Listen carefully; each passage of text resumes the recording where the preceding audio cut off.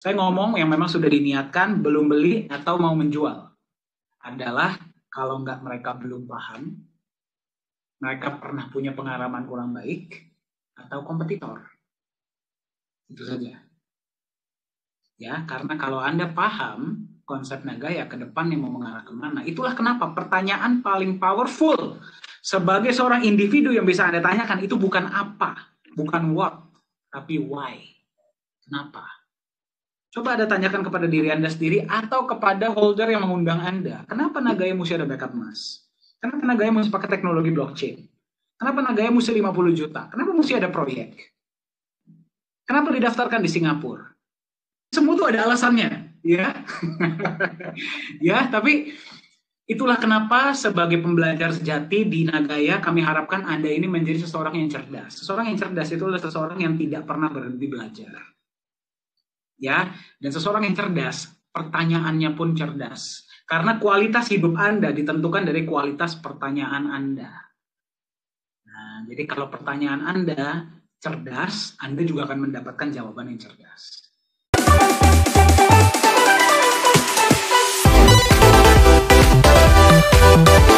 Oke, baik. Bentar ya, saya share screen saya dulu. Oke, baik ya. Kita baca sama-sama ya.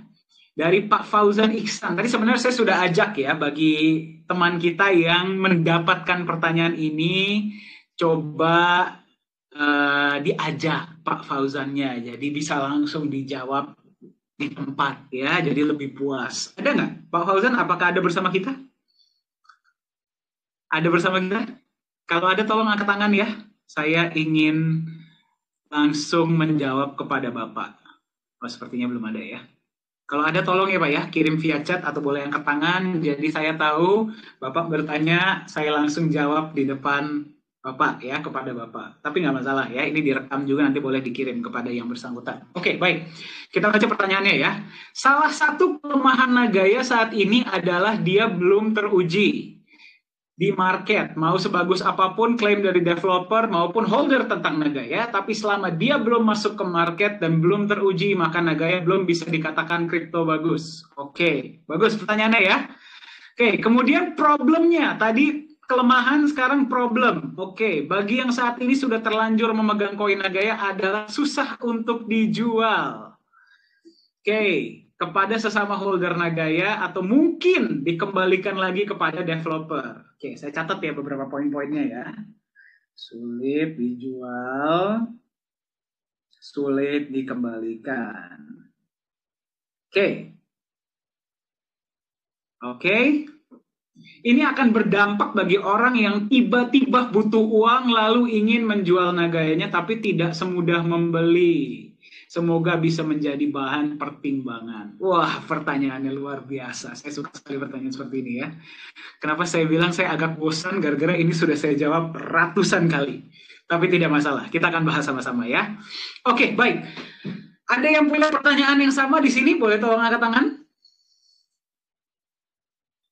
Oke, nggak usah angkat tangan juga nggak apa-apa. Kita masuk ke chat saja ya, kalau memang ada yang punya pertanyaan yang sama. Kalau Anda punya jawaban terhadap pertanyaan ini, Anda boleh coba ya, kirim pendapat Anda via chat. Saya ingin dengar dan saya ingin lihat ya, apa respon Anda terhadap pertanyaan seperti ini.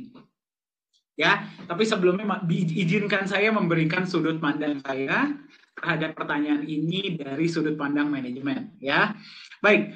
Yang pertama saya ingin berterima kasih ya kepada Pak Fauzan karena di akhir beliau sampaikan semoga jadi bahan pertimbangan. Berarti beliau ini memberikan saran, masukan. Jadi kesannya positif ya. Jadi kita berterima kasih sekali kepada Pak Fauzan ya karena pertanyaannya ini bersifat saran dan masukan. Ya. Namun ya karena ini sepertinya sebuah komentar yang ada di kolom chat YouTube ya. Jadi alangkah baiknya kita perbaiki beberapa fakta-fakta yang keliru agar tidak misleading bagi teman-teman kita yang tidak paham. Ya, jadi saya minta kepada teman kita yang mendapatkan pertanyaan ini nanti boleh dikasih jawaban saya kepada yang bersangkutan agar tidak kesannya memberikan informasi yang keliru kepada calon holder Nagaya yang baru. Oke? Baik, yang pertama saya akan bahas word by word mungkin poin per poin ya.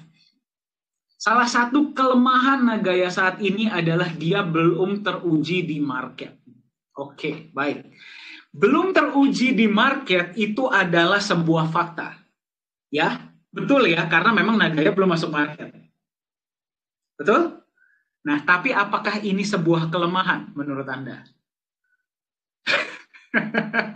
Nah, kalau misalkan ya, saya ajak Anda kembali ke tahun 2004. Februari tahun 2004. Anda bertemulah dengan seorang Mark Zuckerberg. Anda tahu dia siapa? Mark Zuckerberg adalah pencipta Facebook. Dia ceritakanlah kepada Anda konsep Facebook. Ya, konsepnya bagus kan? Bagus. Apakah sudah teruji di market? Belum. Apakah itu berarti itu sebuah kelemahan? Ya, kalau dia belum teruji di market, apakah itu sebuah kelemahan? Ya, kalau saya ditanya seperti itu, saya tanya balik. Jadi Anda mau belinya pas sudah teruji. Ya, ya itu kan pilihan. Bagi teman-teman yang tidak bisa melihat masa depan, tidak bisa mempunyai visi di masa depan, dia akan melihat ini sebagai kelemahan. Nah, tapi bagi Anda, holder Nagaya yang sudah bisa melihat visi Nagaya dari sekarang, Anda ketemunya sekarang pas belum teruji di market, itu sebuah kelemahan atau justru keuntungan untuk Anda? Kelemahan atau keuntungan? Keuntungan, kenapa? Anda masih bisa dapat di harga murah. Betul? Betul tidak?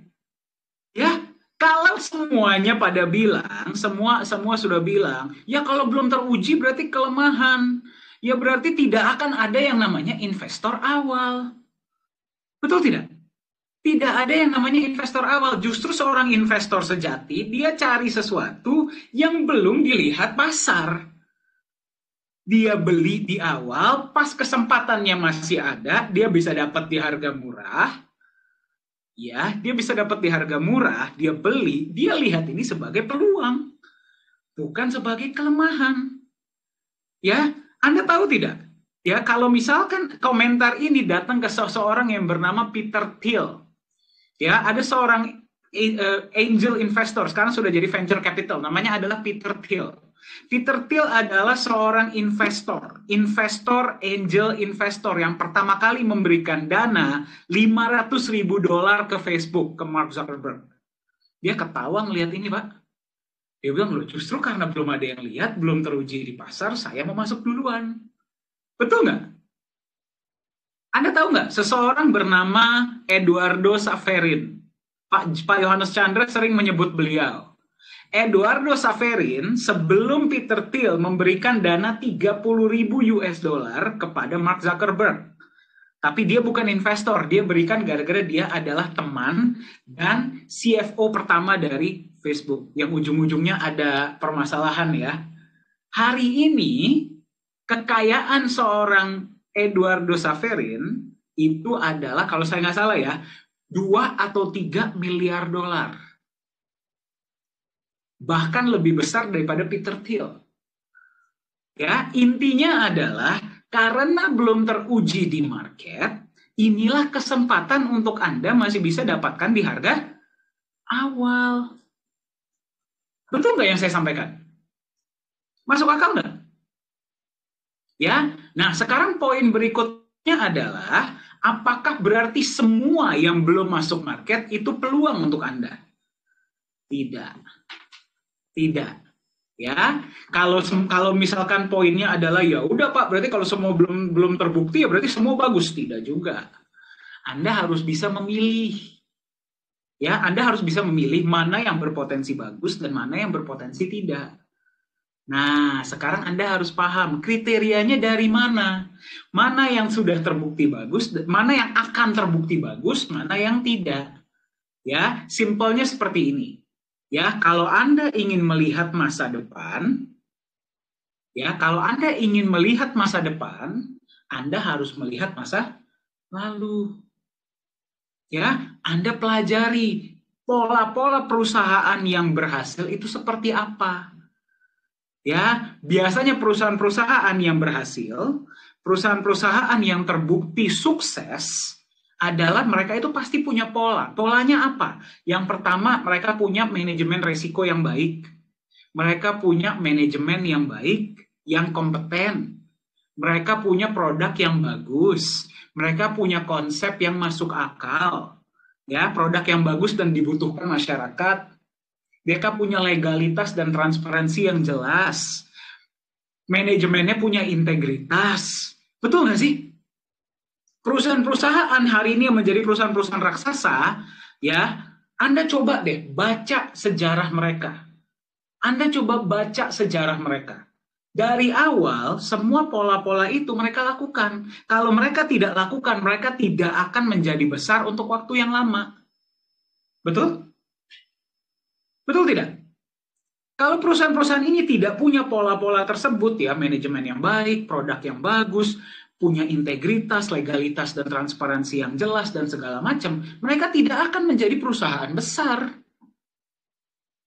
Ya, itulah kenapa resesi itu biasanya terjadi setiap 10 tahun sekali, 12 tahun sekali. Itu gunanya buat apa? Ya, resesi itu seperti, kalau dalam bahasa Inggrisnya itu seperti great equalizer. Ya, berarti dia ini menyingkirkan perusahaan-perusahaan yang tidak kuat agar yang kuatlah yang bertahan. Nah, jadi kalau Anda membedakan perusahaan yang bagus dan perusahaan yang tidak bagus, jangan Anda lihat pada saat market lagi positif. Justru Anda harus lihat ketika market lagi negatif, mereka solid tidak perusahaannya. Ya, dan Anda kalau mau melakukan studi kasus sendiri, Anda silakan pilih 10 sampai 20 perusahaan terbaik di dunia. Anda pelajari sejarah mereka. Ya, Anda pelajari sejarah mereka. Anda lihat kriteria-kriteria perusahaan tersebut, pasti ada benang merahnya. Pasti ada benang merahnya. Walaupun produk mereka berbeda-beda, jasa mereka berbeda-beda, tapi ada benang merahnya. Ya, nah benang merah itu Anda coba lihat ada nggak di Nagaya? Ya, ada tidak? Kalau menurut Anda ada di Nagaya, ya berarti kalau kita melakukan apa yang mereka lakukan, bisa nggak kita bilang kita juga akan mendapatkan kurang lebih mirip seperti apa yang mereka dapatkan? Boleh kita bilang begitu? Boleh dong. Ya, apakah 100% hasilnya? Ya tidak. Sekali lagi, apakah ini sebuah jaminan? Tidak ada yang bisa memprediksi pasar. Ya, saya bukan pawang hujan. Ya, kan lagi ngetren ya pawang hujan ya. Saya bukan paranormal. Saya nggak bisa memprediksi masa depan. Yang saya lakukan adalah saya melihat ke belakang, saya lihat apa yang berhasil, apa yang tidak berhasil, apa yang berhasil saya ambil, apa yang tidak berhasil saya buang. Ya, dan saya bangun masa depan berdasarkan itu, Bapak Ibu. Masuk akal nggak yang saya sampaikan? Ya, jadi optimisme yang berdasarkan realisme itulah yang akan berhasil. Jadi Anda optimis tapi berdasarkan data, berdasarkan fakta, bukan cuma optimisme buta. Itulah yang kami ajak di Nagaya. Silahkan lakukanlah riset Anda sendiri. Ya, kenapa Nagaya berbeda dari kripto-kripto lain? Gara-gara Nagaya tidak mau melakukan kesalahan yang dilakukan oleh kripto-kripto lain. Agar yang terjadi ke mereka tidak terjadi sama kita nantinya. Mau nggak? Ketika bear market harga Nagaya nanti bisa turun 50-70%. Mau seperti itu? Siapa yang mau di sini? Gak ada kan? Semua maunya harga Nagaya walaupun turun pun minimal turunnya jangan terlalu tinggi, betul nggak? Ya, itulah kenapa disimpan emas. Itulah kenapa Nagaya jalankan proyek. Itulah kenapa konsep kita edukasi. Ya, nah jadi semua pola-pola ini kita ambil agar kita bisa menciptakan masa depan yang jauh lebih baik. Nah, jadi sekarang saya tanya nih sama Anda nih ya. Anda bertemu Nagaya sebelum Nagaya masuk market. Anda sudah lihat konsepnya seperti ini. Menurut Anda, kelemahan atau justru potensi? Siapa yang bilang potensi? Boleh tolong angkat tangan? Coba saya melihat tangannya. Siapa tadi? Kalau Anda bisa bilang potensi, berarti Anda adalah seorang investor. Luar biasa. Terima kasih ya. Kalau Anda bilang ini kelemahan, mohon maaf. Mohon maaf. Bukannya berarti apa-apa ya. Kalau Anda bilang sesuatu yang belum terbukti itu kelemahan, berarti Anda follower. Terbukti dulu deh, baru gua beli. Terbukti dulu deh, baru gua ngikut. Terbukti dulu, baru saya beli. Kalau sudah terbukti, bukan cuma Anda yang mau, semua juga mau. Ya, tapi ya mohon maaf, nanti Anda belinya di harga yang mahal. Apakah ada yang salah dengan itu? Tidak, tidak ada yang salah. Tidak ada yang salah. Cuman Anda pasti berbeda. Potensi yang Anda terima berbeda dari mereka yang beli di awal. Jadi kelemahan atau potensi itu adalah sebuah perspektif. Perspektif Anda melihat dari sudut pandang investor atau dari sudut pandang follower. Ya, dengan pertanyaannya seperti ini ya, berarti mohon maaf, ini menunjukkan ya beliau ini berarti melihat dari kacamata yang mana. Dan tidak ada salahnya. Ya, tidak ada salahnya. Anda tetap nggak bisa mendapat keuntungan sebagai seorang follower. Bisa, tapi jangan dibandingkan dengan seorang investor. Orang yang trading di market, untungnya beda nggak sama orang yang beli Bitcoin dari awal? Beda banget. Ya, seperti itu. Ya, jadi tidak ada yang salah, tidak ada yang benar. Cuman ini kita ngomong tentang perspektif, kita ngomong tentang sudut pandang, kita ngomong tentang kacamata. Anda mau melihat tuh dari kacamata yang mana? Ya, kita lanjutkan pertanyaannya ya. Oke. Oke, baik. Problemnya bagi yang saat ini sudah terlanjur, waduh bahasanya ya, terlanjur. Saya buka dulu ya chatnya ya. Wah, Pak Fauzan Ihsan ini langsung terkenal ya. Ya, yang sudah terlanjur memegang Nagaya adalah susah untuk dijual. Ya, kata-katanya terlanjur. Berarti dari awal ketika membeli tidak memahami konsep. Betul? Ya. Nah, ini yang ingin saya tekankan ya. Tidak susah untuk dijual dan jadi tidak liquid, bisa kepada sesama holder atau mungkin dikembalikan lagi kepada developer. Pertanyaan saya, kalau kita mau kembalikan ke developer, itu susah atau enggak sih? Kan kayaknya kan kita belum menerima request ya. Kalau misalkan dikembalikan itu susah nggak sih? Gampang kok. Ya, tinggal kembalikan saja ke burn address. Ya, kalau Mas Anda sudah cukup, Mas Anda keluar. Apa susahnya sih? Tapi pertanyaan Anda mau nggak? Rela nggak? Ya, jadi ini yang ingin saya sampaikan ya. Yang pertama tadi Anda melihat dari sudut pandang yang mana? Yang pertama, yang kedua, ya, bedanya seorang investor dan follower. Ya, seorang investor ketika membeli sesuatu, mereka tidak hanya menghitung keuntungan, tapi apa? Ada yang bisa jawab? Bukan cuma keuntungan, tapi apa? Ayo. Kalau Anda sering mengikuti sesi Nagaya, pasti Anda tahu. Apa yang mereka hitung?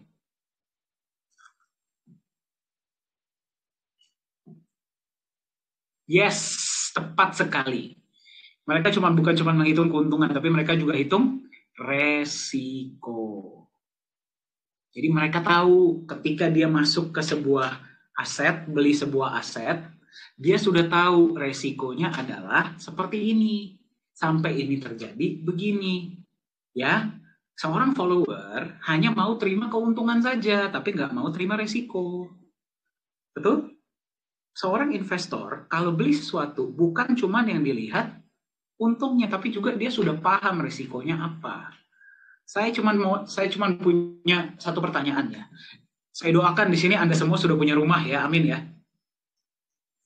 Ya, bagi Anda yang punya rumah atau Anda punya properti ya, atau kalau Anda belum punya, saya doakan secepatnya Anda punya. Ya, kita bicara tentang aset lain, misalkan emas atau saham. Ya, Anda beli nih, Anda beli rumah, Anda beli emas, Anda beli saham. Ya, beli dari developer ya, atau beli dari orang lain ya. Betul nggak? Tiba-tiba Anda ada kendala nih, butuh uang. Anda marah-marah gitu ke developernya.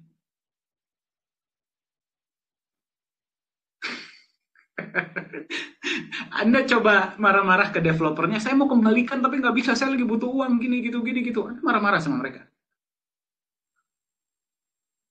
Ya, Anda kalau beli aset, Anda beli aset ya. Saya nggak ngomong trading, saya nggak ngomong titip dana. Ya, kalau Anda biasa trading dan titip dana, bukan ini pembicaraannya ya. Mungkin bahasanya berbeda. Tapi kalau Anda beli aset, ya Anda beli sebuah aset. Kalau Anda mau jual itu aset, Anda jual kemana? Orang lain dong. Ya namanya juga aset. Betul tidak? Ya, di sini jadi nggak ada bahasanya mencairkan. Ya, aset itu bukan dicairkan, aset itu dibeli dan dijual atau dipegang. Ya, kalau bahasanya mencairkan, mencairkan itu berarti Anda titip dana. Ya, titip dana lah kepada instansi yang terpercaya. Ya.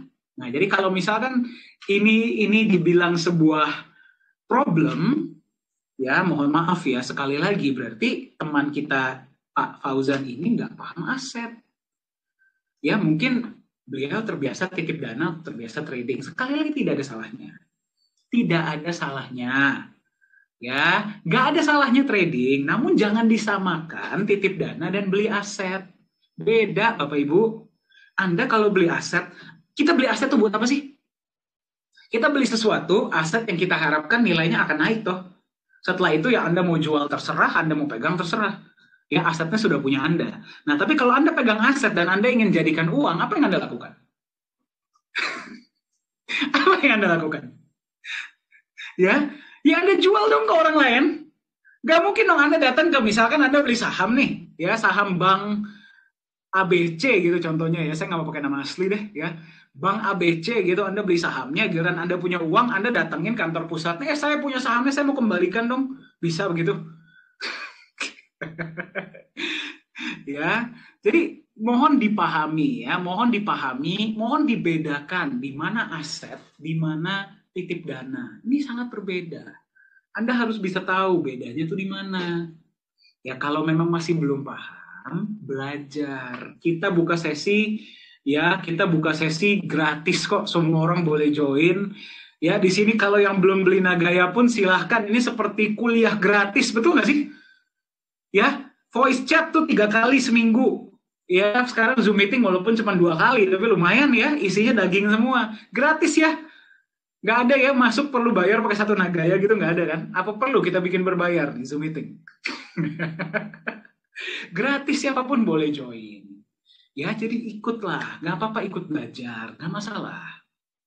Ya, nah ini juga satu hal yang saya selalu sampaikan ya. Ini juga satu hal yang saya selalu sampaikan kepada teman-teman. Ya, tolong belajar. Ya, seseorang yang berhasil, seseorang yang sukses, itu adalah seseorang yang selalu belajar. Selalu belajar merendahkan diri ya sampai sekarang ya saya paling tidak mau disebut pakar kripto, paling tidak mau. Boro-boro saya Pak Yohanes Chandra aja nggak mau dipanggil pakar kripto loh ya. Kenapa? Gara-gara kita pun masih belajar. Pakal keuangan apalagi, aduh saya cuman sharing kepada Anda apa yang saya pelajari ya. Jadi ayolah kita sama-sama belajar. Dengan Anda lebih cerdas, hidup Anda kok yang berubah, bukan hidup kami. Dengan Anda lebih paham tentang keuangan, Anda lebih paham tentang aset, cara memilih aset yang baik dan benar, ya. Terus Anda bisa punya banyak Nagaya yang sejahtera Anda kan, ya, yang sejahtera Anda. Jadi Anda pergunakanlah kesempatan ini untuk memperbaiki diri Anda, bukan untuk perusahaan. Jangan masuk ke sesi itu gara-gara Anda terpaksa. Ya, jadi saya ingin rangkum ya pertanyaan pertama yang datang dari Pak Fauzan. Sekali lagi saya berterima kasih ya juga kepada Pak Indra ya yang sudah memberikan saya pertanyaan ini. Ya, saya ditelepon Pak Indra dan Pak Yunias tadi, Pak tolong bahas. Saya bilang ya sudahlah ya saya bahas. Soalnya khawatirnya teman-teman kita di luar sana pun ada yang mendapatkan pertanyaan yang sama, jadi Anda bisa jawab. Ya, jadi saya rangkum. Yang pertama belum teruji ya, belum teruji itu kelemahan atau tidak, itu adalah sebuah perspektif sudut pandang. Ya, sebenarnya kalau dibilang Nagaya belum teruji di market juga saya bilang ini sebuah jawaban yang keliru ya. Betul nggak? Ya, keliru banget. Yang dikatakan market itu bahasanya apa sih? Pasar loh. Ya nggak sih? Pasar kan?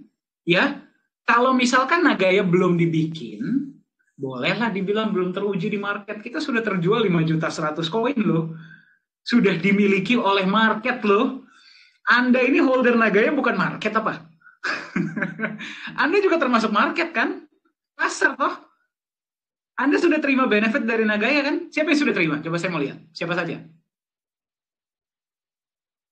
Benefit pernah dibagikan terlambat nggak? Berarti Nagaya sudah teruji dong. Boleh nggak sebenarnya kita bilang Nagaya itu sebenarnya sudah teruji? Ya, sudah mau dipakai di mall tahun 2023. Dibilang, wah tapi kan belum jadi Pak mallnya.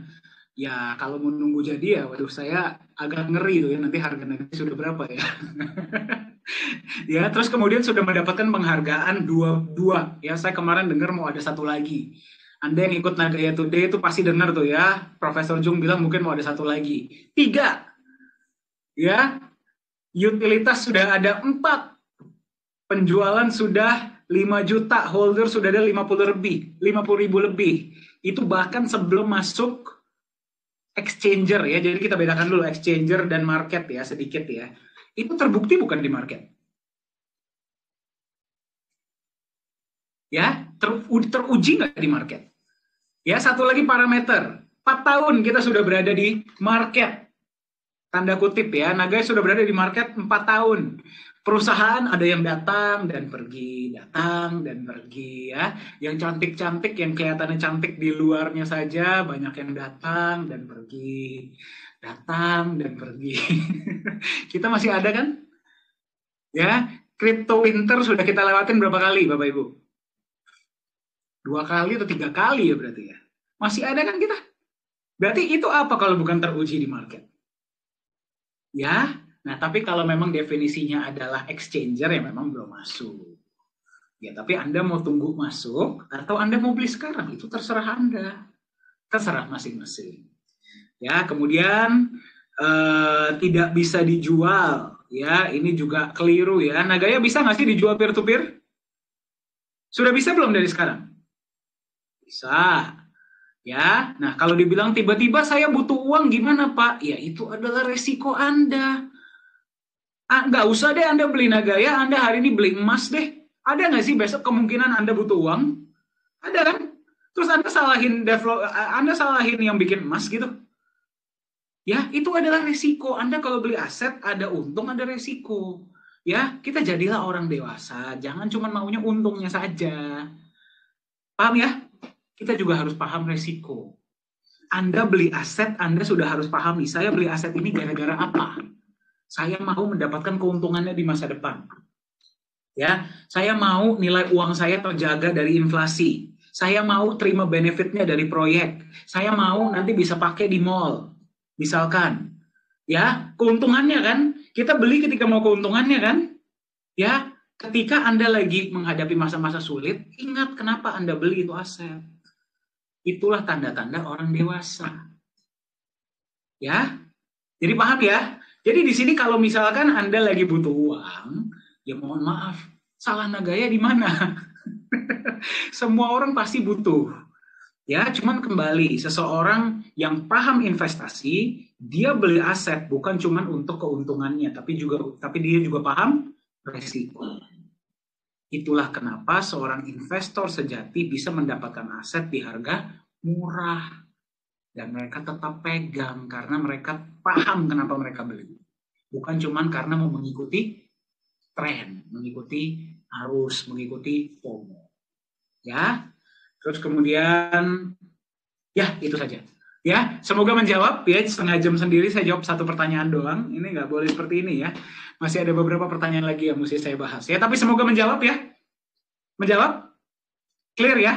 Oke. Baik, pertanyaan selanjutnya. Terima kasih. Ya, ya mohon maaf ya bagi Anda yang baru pertama kali mengikuti sesi Nagaya. Inilah kita apa adanya. Ya kita nggak ada dibuat-buat jawabannya dibikin seperti apa tidak. Ya, kita ngomong fakta saja. Ya kita ngomong fakta saja. Dari tadi yang saya sampaikan masuk akal kan? Logika kan? Ya tidak ada yang saya buat-buat toh. Nah, oke. Pertanyaan selanjutnya. Pak, proyek kedua apakah sudah ada bocoran? Aduh, Anda tuh nanya pertanyaan-pertanyaan yang saya nggak boleh jawab gitu loh ya. Oke, ya. Proyek kedua, ya, saya masih belum bisa bilang apa, tapi yang saya tahu ya, itu masih akan tetap berada di pertambangan. Ya, sudah ditentukan apa, tapi belum bisa kita umumkan. Jadi, ayo kita cepat-cepat kejar 6 juta ya. Ya, kita cepat-cepat kejar 6 juta agar Anda terima benefit dari 2 proyek. Oke? Setuju? Setuju.